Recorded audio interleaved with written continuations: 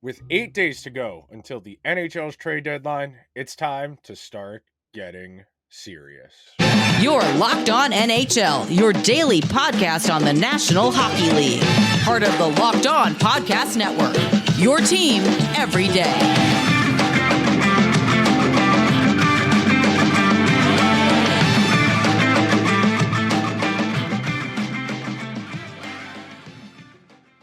Hello, everyone, and welcome to this week's edition of the Locked On NHL Power Rankings. I am Nick Zararis, joined by my co-host Hunter Hodes. Today's episode is brought to you by Gametime. Download the Gametime app, create an account, and use code LOCKEDON for $20 off your first purchase. On today's show, we're going to bounce around. We're back. Last week, we had the teams ranked 1 through 32. This week, they're ranked by division. We're going to talk about these divisions through a playoff lens of where the real battles are still being contested, where there might be room to move up and down. Second segment, we're going to touch on recent forms, teams who've had nice runs or poor runs over the last few weeks, and how much we buy into those. And then the final segment, we are going to add two more teams that are getting kicked off the island of relevancy as their season is effectively over. So, Hunter, I'm going to pull up the power rankings, and we'll go chronologically like we usually do. We'll go Atlantic, Metro, Central, Pacific. And the first thing that jumps out to me is that it feels like the East is more or less settled at this point, like entirely. The only teams in the East, and the East is weird because the Metro is so closely condensed in actual standings points. Like the Penguins are only like 7 or 8 points back of that last spot in the Metro, if I remember correctly. Yeah.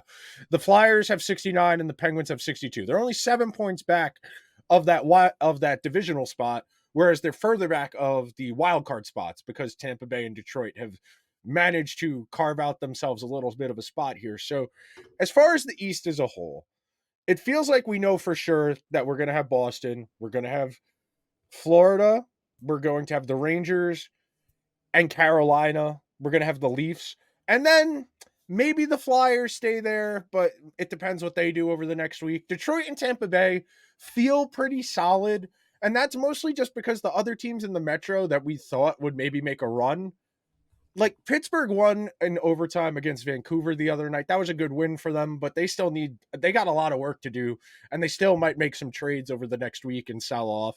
The Devils, we've been waiting for them to trade for a goalie or fire Lindy Ruff basically since the season started. And it doesn't seem like the new coach bump is ever going to come for the Islanders. Right. I would say right now, at least 6 of the 8 teams in the Eastern Conference are settled.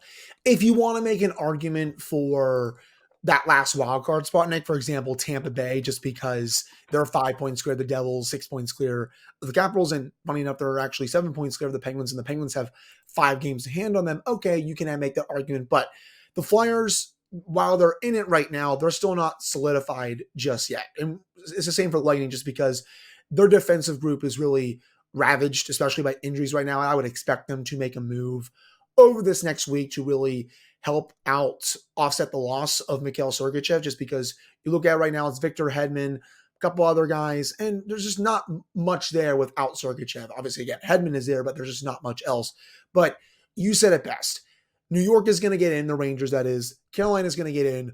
Florida, Boston, Toronto, and then Detroit, I think, is solidifying themselves as a playoff team. I would, at this point, be surprised if the Red Wings did not get in. I think they've been playing a lot better these last several weeks. Unless they just flat out collapse down the stretch, I have a hard time seeing them come out of the playoffs. So I think it's that final wild card spot that's up for grabs, and still the third place job in the Metropolitan Division, just because I still want to see what the Flyers can do down the stretch here. 22 games left. How much are they even going to sell off at the deadline? They got Sealer, they got Walker. Would they trade anyone else at the deadline? Maybe Scott Lawton. So we'll have to see what Danny Briere wants to do, just because he's been talking a lot about, not sacrificing assets for, the short-term game. He's in it for the long haul, just because he knows this team is still rebuilding. So what does he do with the deadline over this next week? That's going to be interesting. But yeah, it really feels like a lot of the East is settled at this point. We just have to see who gets those final 2 spots.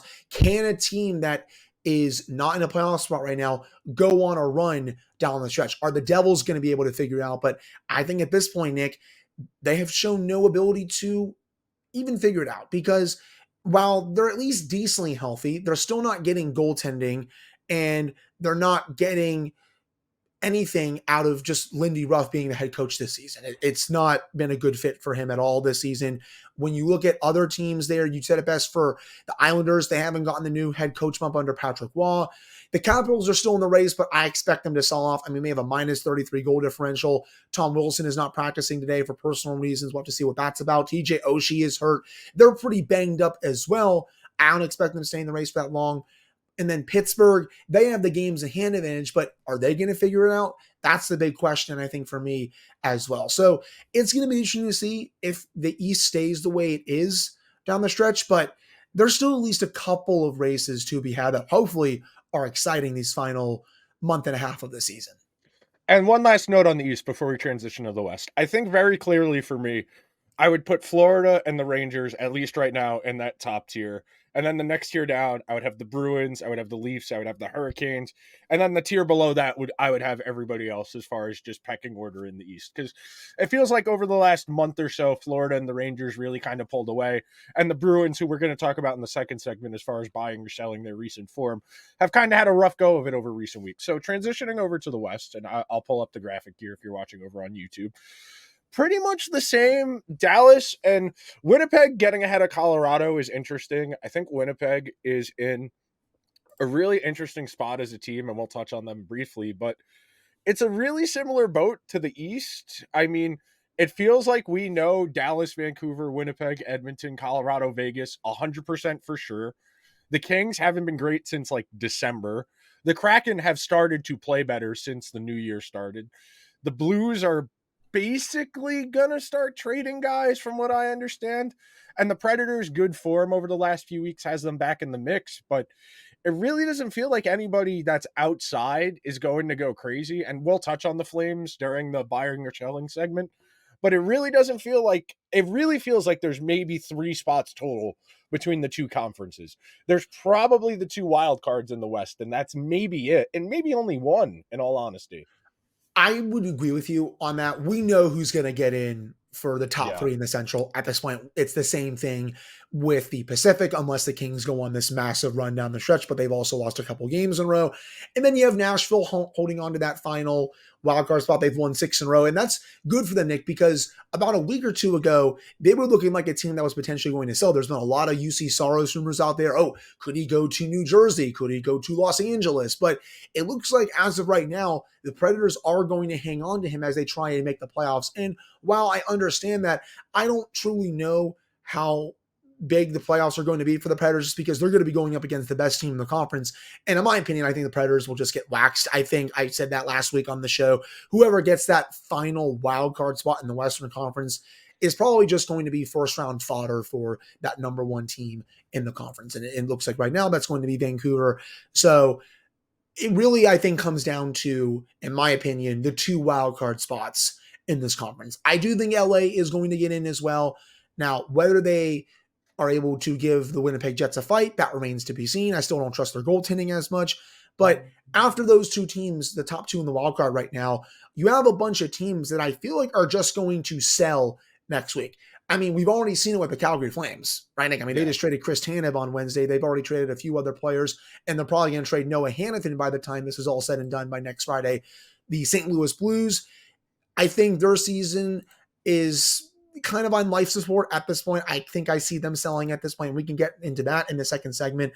Minnesota, even though they're going to keep Marc-Andre Fleury, I don't really see them making a run. Seattle's the same way. So it honestly feels like a little bit in my head that the top 2 in the wild card are already settled. And honestly, in a way, you can make an argument that there really is not a big race for the playoffs in the Western Conference right now. The closest team to that second wildcard spot is the Calgary Flames and the St. Louis Blues. They're 5 points back. Even in late February, about to be early March, that's a pretty big hole to climb out of, especially since they only have 1 game in hand on the Predators, and they don't even have any games in hand on the Kings. So that's going to be really tough for a lot of those teams to leapfrog one or potentially both of those wildcard teams at this point. the West, I feel like, has more Stanley Cup contenders, but I feel like the East is a lot more condensed where the teams kind of just beat up on each other. And that's why the standings are as compressed as they are. And we will be back after a quick break, and we're going to touch on whose recent form we're actually serious on. Buying tickets can be awfully, awfully frustrating. You shouldn't have to worry when buying tickets to the next big event. I'm going to Islanders Bruins on Saturday afternoon with my girlfriend, and I had the great, great luxury of using Gametime. The last minute tickets, the flash deals, zone deals, everything is so easy to find. My personal favorite thing about Gametime is the art of the digital rendering of what the view of the game looks like from your seat, so you know what you're buying. When you go to certain arenas, the scoreboard you can't see from certain angles. There are overhangs that occlude certain parts of the ice, and you want to be able to see below the goal line at both ends of the ice when you're watching the game in person. So the thing that makes Gametime great is the ability to have the all-in pricing to see your total up front, so there are no surprise fees when you get to that checkout screen. Download the Gametime app, create an account, and use code LOCKEDON for $20 off your first purchase. Terms apply. Again, create an account and redeem code LOCKEDON for $20 off. Download Gametime today. Last minute tickets, lowest price guaranteed. Thanks, everybody, hanging out with us for the weekly edition of the Locked On NHL Power Rankings. I want to remind everybody, Locked On has launched the first ever national sports 24/7 streaming channel on YouTube, and now it's also available on Amazon Fire TV and the free Fire TV channels app. Locked On Sports Today is here for you 24/7, covering the top sports stories of the day with local experts of Locked On, plus our national shows covering every league. Find Locked On Sports Today now available on the free Fire TV channels app. Okay, Hunter, I am going to rattle off some teams based on their recent form, and we're just going to take a temperature check on how much we buy them. So, going over back to the Eastern Conference, Florida at 8-2-0. I feel like we're both very bullish on Florida. I don't feel like that merits much of a conversation. They're the top team in the East for me, in my opinion. I think they might be the best team in the whole league, in all honesty. I think there's an argument for sure. I have them in the East as my 1A team. I would probably put the Rangers at 1B at this point, but it's really close. You're splitting hairs at this point. But I do feel like in a 7-game series, if they were to play, for example, Nick, in the Eastern Conference Final, I would take the Panthers in 7, but by a hair, just because of their high-end talent and the way they've been playing this year. But I think it would be a really good series. But I think those are the top 2 teams in the East right now. Yeah, absolutely agreed with you in that respect. The Bruins at 3-2-5. I'm a little closer to believing that's who the Bruins actually are, because there's enough talent there to be a good regular season team. But any team that's relying on just a handful of guys to do a bulk of the heavy lifting, it's really hard for me to get to the point where I feel like the Bruins, as they're currently constructed, are capable of doing a whole lot. And that's not a knock on the good players on this team, like Marchand, Pasta, McAvoy, Lindholm, the goalie tandem. Those guys are all great, but we're talking about a team that's going to be relying Pavel Zacha, Charlie Coyle, and Morgan Geekie down the middle. And I'd argue that's one of the weaker 1-2-3 center trios in the league. And I know that Charlie Coyle's having the best season of his career. He's already at 49 points. He's a little off the pace of a point per game. But as many times as I have been burned by the Bruins in the regular season and then picking them in the playoffs, I don't think I can get there, especially with this group. Now, maybe they do something crazy ahead of the deadline next week, but in particular, I think I'm going to buy that 3-5-2 in their last 10 is closer to who they actually are. I think that's fair. And I actually did not realize before we start recording, Nick, they have the same amount of overtime losses as the New York Islanders do this season. They've been dreadful in OT, and that's one of the biggest reasons why they are where they are in the standings right now. But you look at them, I think they are a really good regular season team, but they just haven't been able to get over the hump in the playoffs. You look at that lineup right now, you said it. Their center depth is not nearly as good as it was last year. It's not nearly as good as some of the other contenders in the Eastern Conference.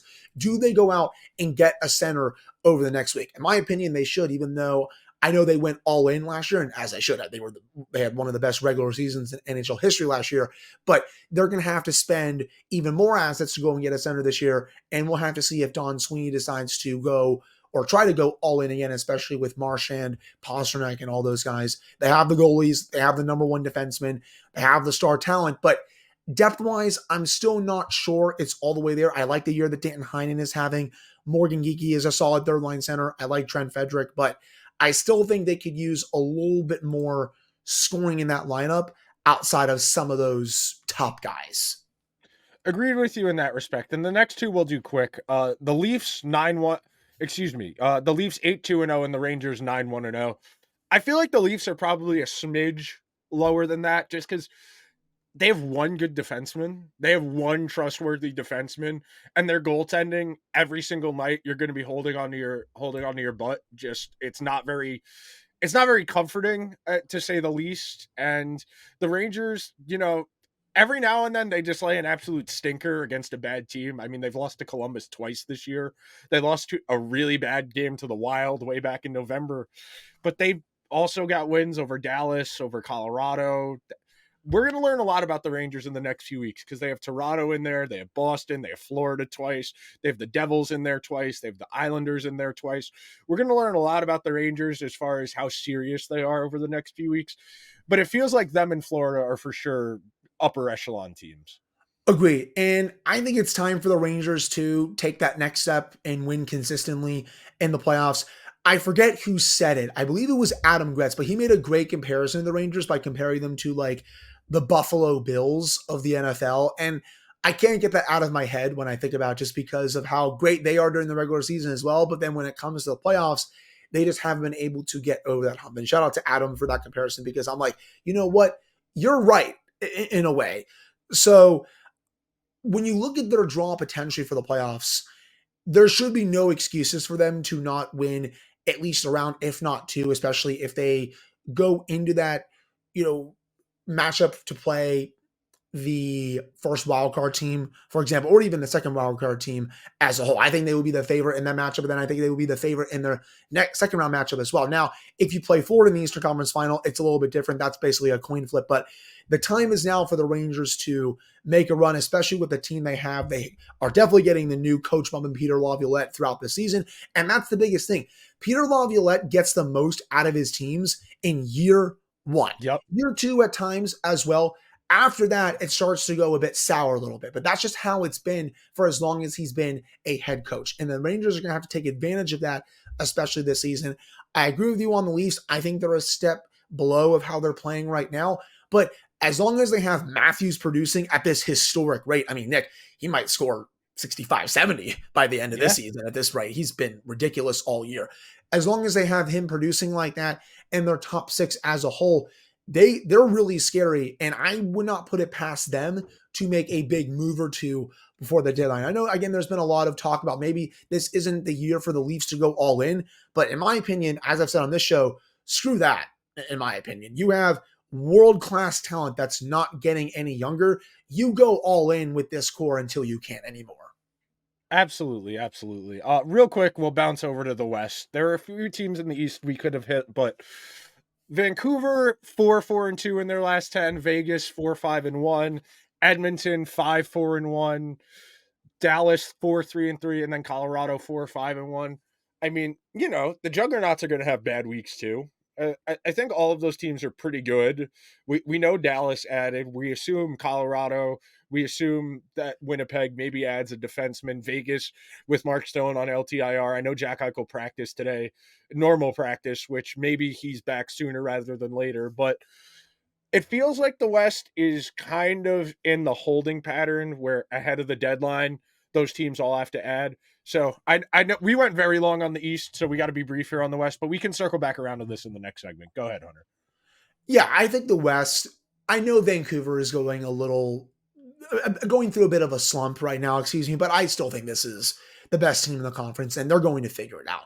They weren't just going to light up every team like a Christmas tree every night. That just doesn't happen throughout an 82-game season. You're going to have bumps in the road, and seeing some of the quotes that Rick Talkin and Jim Rutherford have kind of put out there the last couple of weeks, I'm actually excited to see what trade they make over the next week because you know it, I know it. When Jim Rutherford gets mad at his team, he usually goes out there and makes a pretty big trade. So I'm actually curious to see what this team does over the next week because I don't think they're done adding.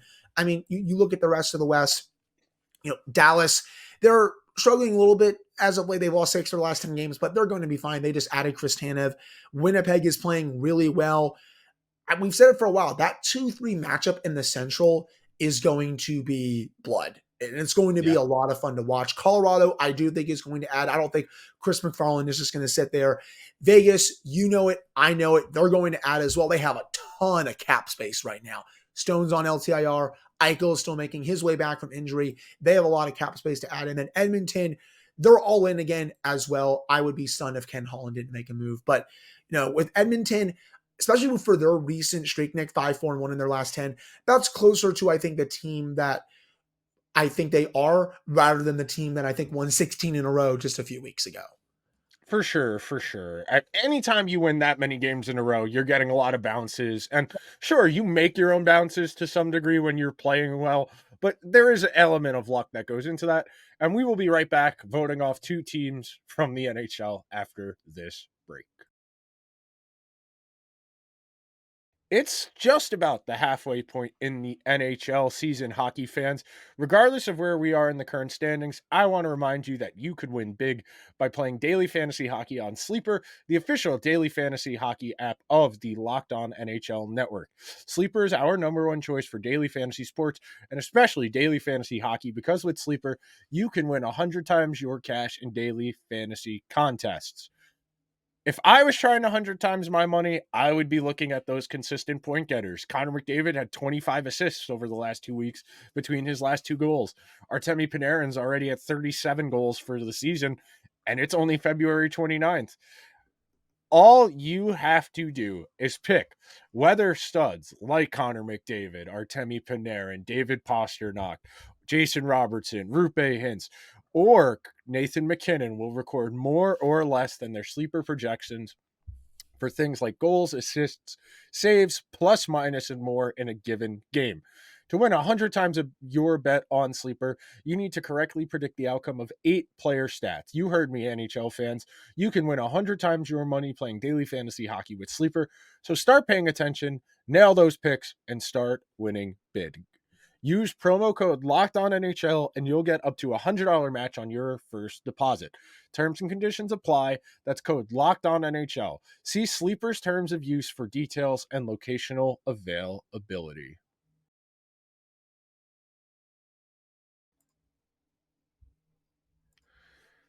As we wrap up today's show and bounce over to the very fun and the always controversial voting teams out of the NHL segment, I am sorry to report that there are quite a few stinky teams to still get out of here. We are not even close to the middle of the pack yet. Last week, we got the Blue Jackets out of here. We got the Ducks out of here, and we got the Blackhawks out of here. Those teams are both god-awful. Those teams got off the bus with one mission when the season started, and that was to lose as many games as humanly possible. And while they're achieving those goals, God, is it horrendous out there in some of these teams. I mean, the Ducks, just god-awful. The Blackhawks, god-awful. There are so many teams that are in that bottom tier that just have... What was the point? What was the point of the season? I mean, you can say the same thing about the Sharks as well, right? Yeah. I mean, this team was destined to be awful when this season started.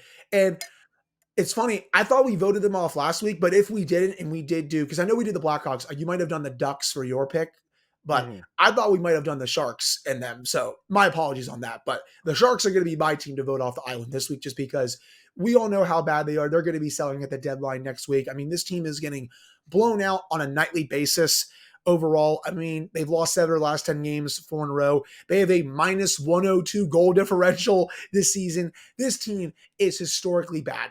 And we knew they were going to be that bad because they were committed to tanking this season and trying to get the number 1 overall pick.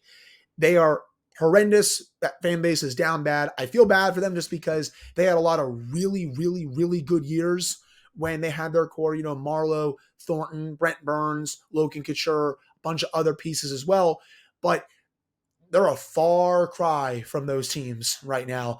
And they're my pick to be voted off the island for this week. Because again, I thought we did it last week. My apologies, but they're my pick this week. No, the Sharks are god awful. The Sharks are horrendous. I mean, the two teams I was circling on, because we did Chicago last week and we did, I believe, San Jose. So, excuse me, Anaheim. And so San Jose out of here. And the Blue Jackets are god awful. The Coyotes were in a playoff spot like a month and a half ago. They just beat the Penguins a month ago, and they beat them in convincing fashion. And you know what the funny thing is, Nick? They've lost their 13 next games. Their last win was against the Penguins. They're 0-8-2 in their last 10. They are absolutely just, and it's weird because like I wouldn't put the Coyotes or the Blue Jackets in the same tier of talent as the Ducks, the Sharks, or the Blackhawks. Like the Coyotes have interesting pieces. Like they have Clayton Keller, who's a top 50 player in the NHL. They have Nick Schmaltz, who's pretty good. They had good goaltending for a little while.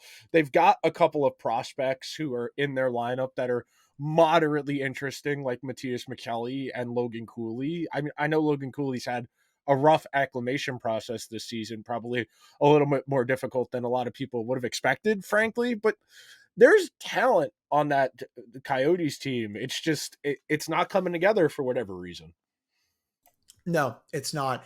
And I actually had them as a sneaky pick heading into this season to potentially make the playoffs this year. I thought when I looked at a lot of the Western Conference outside of some of the juggernauts, I thought they would be a team that would be good enough to potentially sneak into a playoff spot. And for a time, they were in the race. And then throughout this last 3 to 4 weeks, they've lost 13 in a row. That's just taken them completely out of the race, because before then, Nick, I could have seen a world where maybe if they go on a run down the stretch here, they can make things interesting and sneak into that final wildcard spot in the Western Conference, but it just hasn't worked out.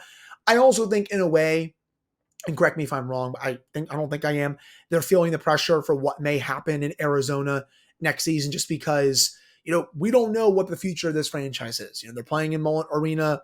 There's been a lot of talk about trying to get them a new arena in Arizona. Are they going to get moved or relocated? Whatever. We just don't really know the full long-term future of this franchise. And in my opinion, I got to think that's weighing on some of these players a little bit, just because of the whole story around it this entire season. So they have that going on.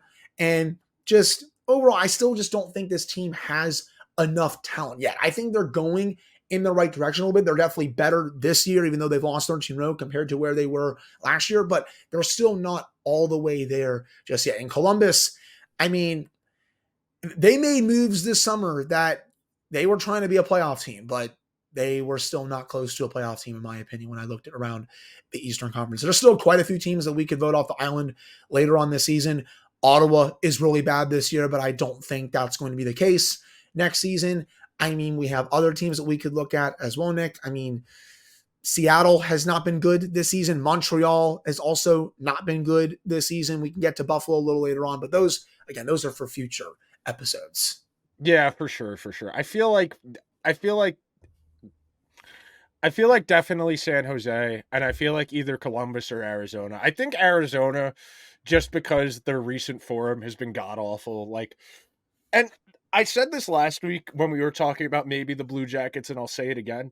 The Blue Jackets have a reasonably talented roster. Like, there is no reason the Blackhawks, the Blue Jackets, should be this bad. I mean, I know Johnny Gaudreau hasn't been the same player, but he's a talented player. Boone Jenner is a pretty solid player. Jack Roslovich, Marchenko, Kent Johnson, Cole Sillinger, that 6-7 guys alone, that most of these bad teams don't have anybody of that caliber. And then you throw in Zach Werenski, who's pretty good.